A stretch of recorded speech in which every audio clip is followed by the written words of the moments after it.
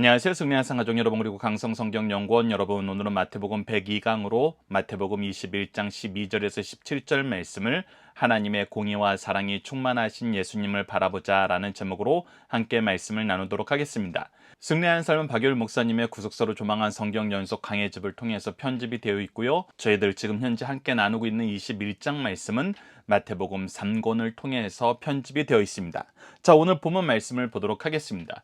예수님께서 예루살렘에 입성하셔서 첫 번째 하신 모습이 평행 말씀을 통해서도 확인할 수 있는 것처럼 바로 성전을 깨끗하게 하신 것입니다. 성전을 깨끗하게 하셨다는 것은 성전이 원래 모습을 잃어가고 있었다는 것입니다. 거룩함을 상실해 가고 있었다는 거예요. 더욱이 무엇이 사라졌냐면 하나님을 대하는 모습, 하나님 앞에 있는 모습, 하나님의 임재를 인정하는 모습, 하나님의 역사 앞에 자신을 무릎 꿇는 모습이 없어졌다는 것입니다.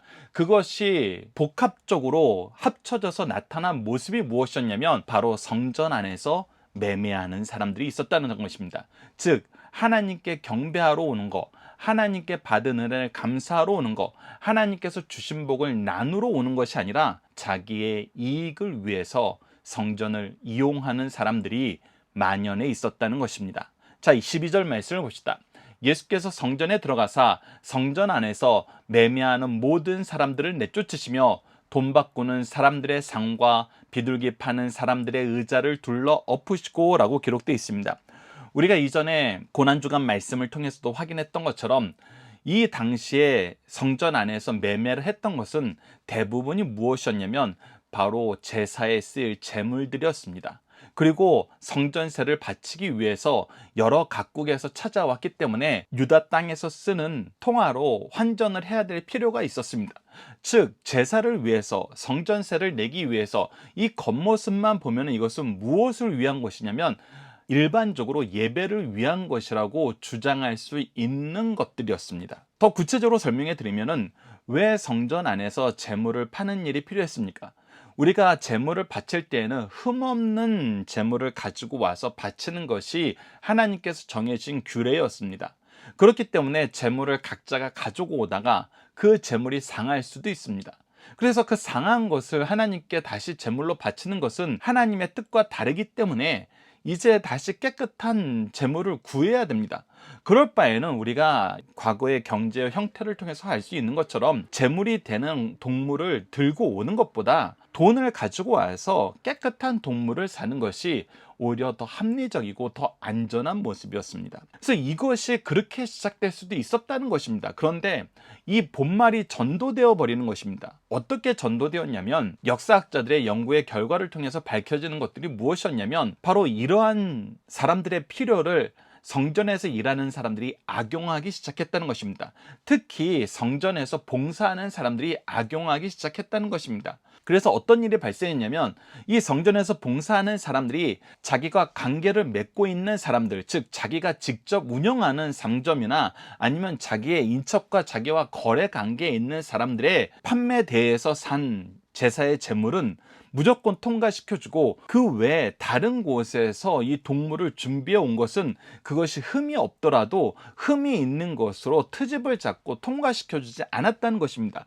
그러면서 무엇을 했냐면 폭리를 취하기 시작했다는 것입니다. 그 폭리의 규모가 어마어마했다는 것입니다. 사람들의 입장에서는 속죄제를 드리지 못하면은 안 되기 때문에 무조건 드려야 되는 것이 하나님께서 정하신 법이었기 때문에 그들은 어쩔 수 없이 이들의 폭리의 희생자가 되었다는 것입니다. 그래서 이것이 하나님께 예배하는 것을 도와주는 것이 아니라 하나님께 예배 드리는 것을 이용해서 자기의 배를 불리는 악한 일꾼들의 전형적인 모습을 보여줬다는 것입니다. 더 나아가서 이 매매가 이루어지는 장소가 어디였느냐라고 했을 때 바로 이방인의 뜰이었다는 것입니다. 즉 이방인들이 유일하게 기도할 수 있는 장소였다는 것입니다. 우리가 예수님의 공생의 사역을 통해서 볼 수 있었던 것처럼 예수님은 성전에 오셔서도 이방인 출신의 회심자들을 많이 만났습니다. 그래서 그들 입장에서는 유일하게 기도하는 장소, 유일하게 하나님의 은혜를 간구하고 하나님의 임재가 약속되어서 하나님께 마음 놓고 기도할 수 있는 장소가 사라져버린 것입니다. 무엇을 위해서? 이 폐역한 자들의 자기 배를 불리는 악한 행동에 의해서. 그래서 예수님께서는 이것을 깨끗하게 하셔야 됩니다. 이것을 바로 세우지 않으면 하나님을 바로 섬기는 것이 아닙니다. 더 나아가서 하나님께서 약속해 주신 장소에서 하나님의 임재를 경험하지 못하게 됩니다. 바른 예배가 드려지지 않는 곳은 반드시 개혁돼야 되는 것입니다. 그래서 어떻게 하십니까? 13절 계속 이어서 봅시다. 그들에게 이르시되 기록된 바 내 집은 기도하는 집이라 일컬음을 받으리라 하였거늘 너희는 강도의 소굴로 만드는도다 하시니라.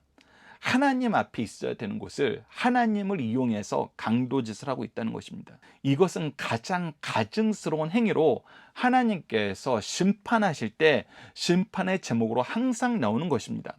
그래서 우리는 교회를 어떤 곳으로 바꿔야 되는가? 하나님의 약속하신 장소의 의미는 무엇인가? 라고 했을 때 우리가 열왕기상 8장 29절을 30절에서 솔로몬이 낙헌식을 할 때 하나님께 기도하고 하나님께서 응답하신 내용이 있습니다. 그것을 우리가 함께 보도록 하겠습니다. 주께서 전에 말씀하시기를 내 이름이 거기 있으리라 하신 곳 이 성전을 향하여, 즉 하나님께서 성전을 어떤 곳이라고 약속해 주셨냐면 거기에 내 이름이 있다. 즉 하나님의 임재가 있다. 내가 그곳에서 너희들의 부르짖음을 들을 것이다. 약속이 있는 곳이라는 거예요. 그래서 이 성전을 향하여 주의 눈이 주야로 보시오며, 그래서 이곳을 하나님께서 약속하신 거에 근거하여서 더 열심히 봐주시옵소서. 우리가 여기서 열심히 나와서 하나님께 부르짖겠나이다. 이렇게 솔로몬이 기도를 하는 거예요. 주의 종이 이곳을 향하여 비는 기도를 들으시옵소서. 그래서 계속 들어주십시오. 주의 종과 주의 백성 이스라엘이 이곳을 향하여 기도할 때 더 나아가서 우리가 이곳에 직접 오지 못하게 됐더라도 우리가 이곳을 향하여 기도하더라도 하나님 들어주시옵소서. 이 기도의 역사는 누구를 통해서 우리가 확인할 수 있었어요? 바로 다니엘을 통해서 확인할 수 있었어요. 그가 성전을 향하여 하루에 3번 기도하는 역사를 우리에게 보여주고 있었어요. 바로 솔로몬이 하나님께 부탁하고 간구하고 하나님께서 그러겠다고 허락하신 이 말씀에 근거해서 된 거거든요. 그래서 뭐라 그럽니까? 주께서 계신 곳 하늘에서 들으시고 들으시사 사하여 주옵소서. 이것은 굉장히 중요한 표현입니다. 하나님께서 성전을 허락하시고 은혜를 허락하시고 하나님의 임재의 역사를 허락하신 다음에 이곳을 너희들이 잃게 되는 경우는 어떤 경우라 그러셨어요? 하나님을 거역한 경우라 그랬어요. 징계받을 때라 그랬어요. 즉 우리가 이 자리에 나오지 못하고 이곳을 향하여 기도한다는 것은 무슨 뜻이냐면 우리가 하나님의 징계를 받고 심판 중에 있다는 거예요. 그런데 그때 우리가 다시 하나님을 향하여 바라보고 하나님을 향하여 간구하면은 그 상징으로 이 성전이 있는 곳을 향하여 간구하는 기도를 들으시거든 어떻게 해야 달라? 사하여 주시옵소서 요청하고 있는 거예요. 그리고 하나님께서는 어떻게 하세요? 이 요청을 들어주세요. 이 또한 우리가 어디서 확인할 수 있습니까? 다니엘이 하루에 3차례 성전을 향하여 기도했던 그 기도의 내용이 다니엘서 6장을 통해서 우리가 확인할 수 있고 7장부터 12장까지의 묵시록을 통해서 하나님께서 어떻게 이스라엘 민족을 사하여 주시고 회복해 주시고 영원한 구원의 역사를 허락해 주시는지 우리에게 보여주고 계시잖아요. 그래서 이곳에서 기도한다는 것은 하나님의 약속에 근거하여 은혜에 근거하여 생명의 역사를 얻을 수 있는 굉장히 중요한 하나님이 주신 질서의 역사예요. 그런데 그곳을 어떻게 하고 있는 거예요? 막고 있는 거예요. 하나님의 역사가 이루어지는 것을 싫어하는 모습을 하고 있는 거예요. 그래서 예수님께서 13절에서 인용하신 말씀이 바로 이사야서 56장 7절 말씀입니다. 내가 곧 그들을 나의 성산으로 인도하여 기도하는 내 집에서 그들을 기쁘게 할 것이며, 즉 이 기도하는 건 하나님과 대화하는 거예요. 우리가 말씀을 통해서 하나님의 뜻을 듣고 기도를 통해서 하나님께 화답을 하는 거예요. 기도를 통해서 하나님과 끊임없이 교제를 하는 거예요. 그래서 이곳에서 무엇이 이루어지냐면 우리를 기쁘게 하시는 은혜의 역사가 이루어진다는 거예요. 그들의 번제와 희생을 나의 제단에서 기꺼이 받게 되리니 이는 내 집은 만민이 기도하는 집이라 일컬음이 될 것입니다. 그래서 이곳에 와서 우리가 하나님의 역사를 충만하게 경험하게 된다는 것입니다. 그러한 곳을 이들이 무엇을 만들었다? 강도의 소굴로 만들었다.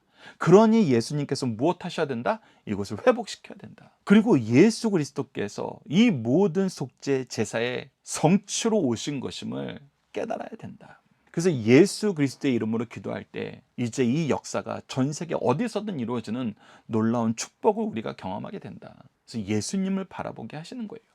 그래서 첫 번째, 두 번째 문제 우리가 보도록 하겠습니다. 예수님은 성전에서 무엇하는 것을 금지하십니까? 매매하는 거, 자기의 이익을 위해서 일하는 거, 하나님의 뜻보다 자기의 욕심을 채우는 모든 거. 그것이 비록 합리적인 이유가 있고 우리가 다 같이 동의한 것이라 그래도 그것이 잘못된 것이면 사라져야 된다는 것입니다. 두 번째, 위와 같은 것들을 금지하신 이유는 무엇입니까?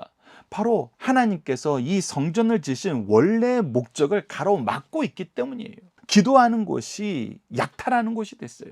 기뻐하는 곳이 고생하는 곳이 되고 슬퍼하는 곳이 되어버렸어요. 하나님을 만나는 곳이 악을 대면하고 서로 욕하는 곳이 되어버렸어요. 우리가 이것을 조심해야 된다는 것입니다. 자, 두 번째 단락을 보도록 하겠습니다. 14절에서 17절입니다. 이들은 강도의 짓을 하고 있는데 예수님은 그곳에서 무엇을 하고 계십니까?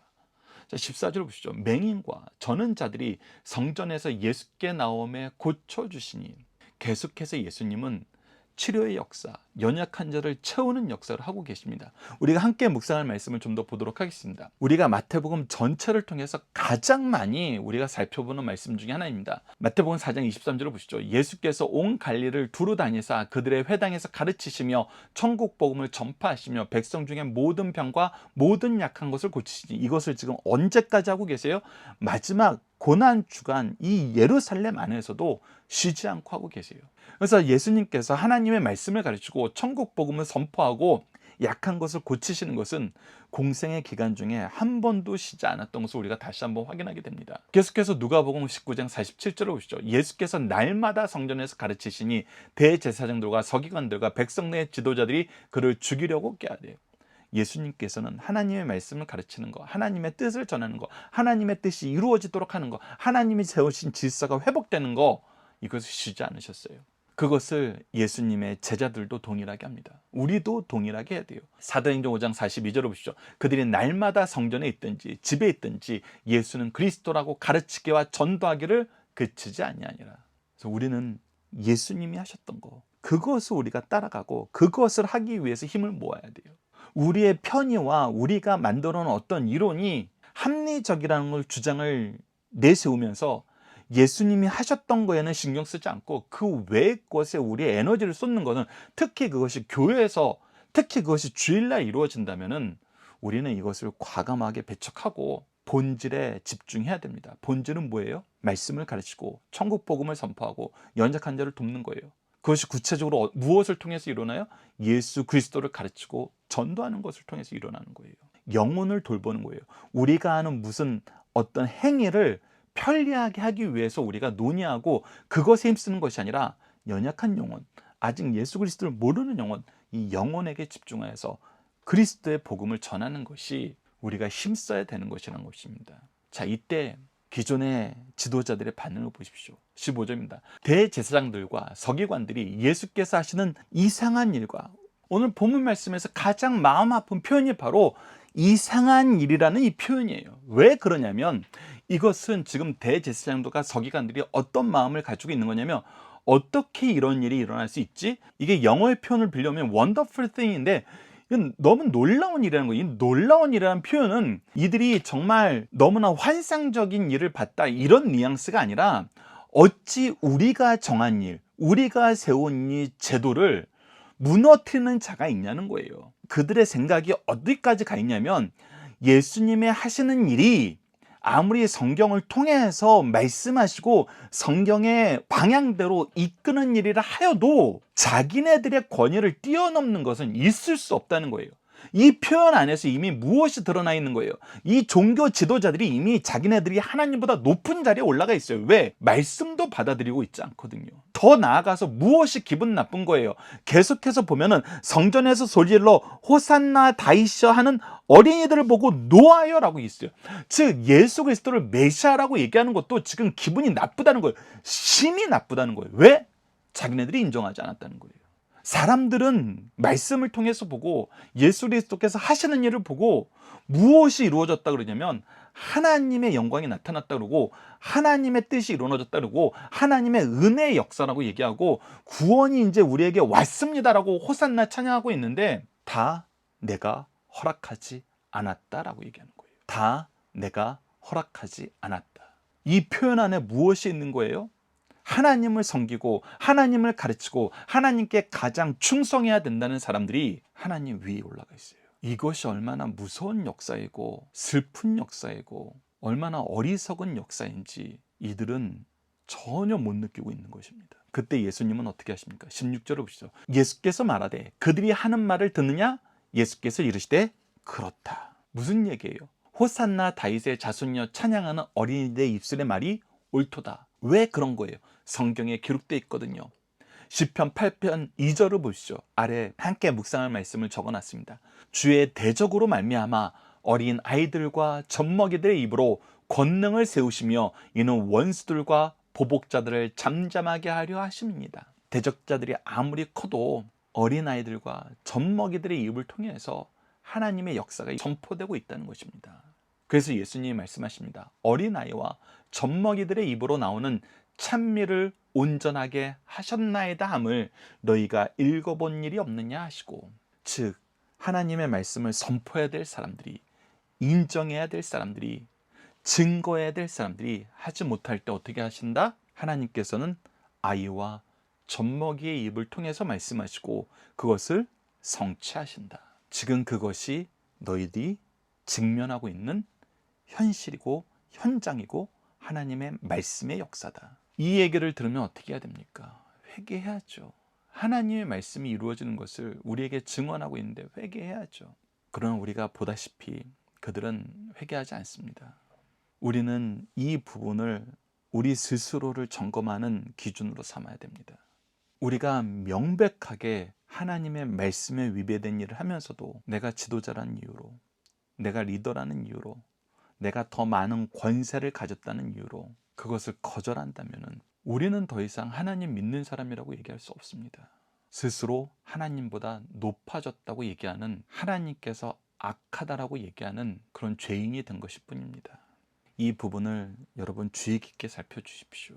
자, 마지막으로 3번 문제를 보도록 하겠습니다. 예수님께서 성전에서 실천하신 것은 무엇인가요? 바로 계속해서 하셨던 것처럼 하나님 말씀을 가르치고 천국 복음을 선포하시고 모든 연약한 자를 도우셨습니다. 우리도 예수님처럼 말씀을 선포하고 그리스도의 복음을 전하면서 연약한 자를 돌보는 삶을 삽시다.